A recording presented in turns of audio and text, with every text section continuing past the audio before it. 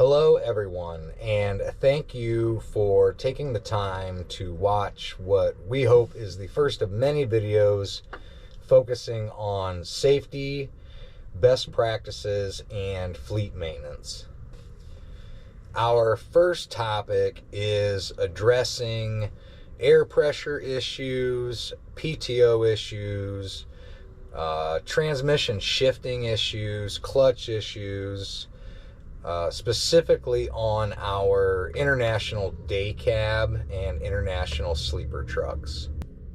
When you first start your truck, starting from 0 psi in the primary and secondary air tanks, you'll notice there's 3 safety indicators.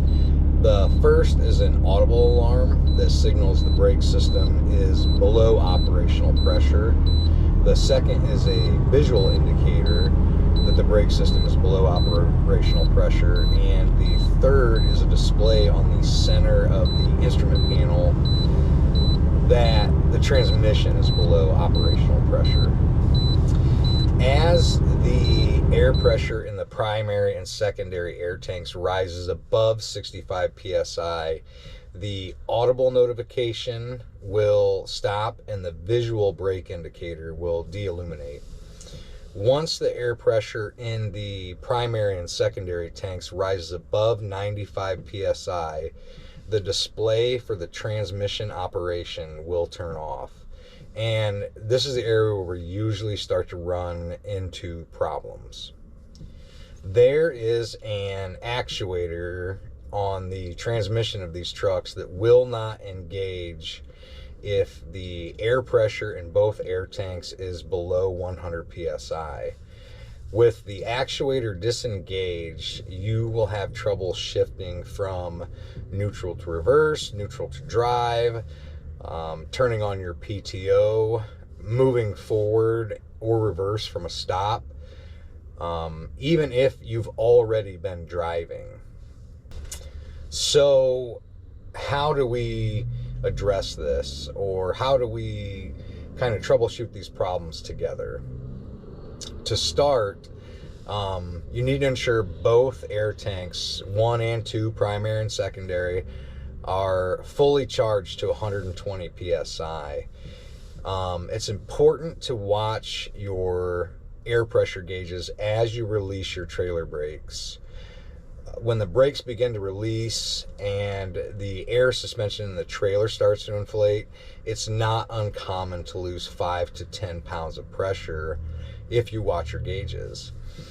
If the gauges drop, let the unit air back up to 120 psi before you begin driving or trying to engage your PTO.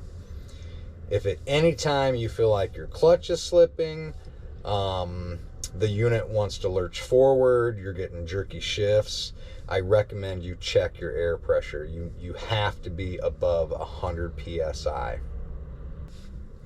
As we maneuver around the yard, job site, plant, wherever it is we are constantly using air pressure in our trucks through the braking system, through suspension movement.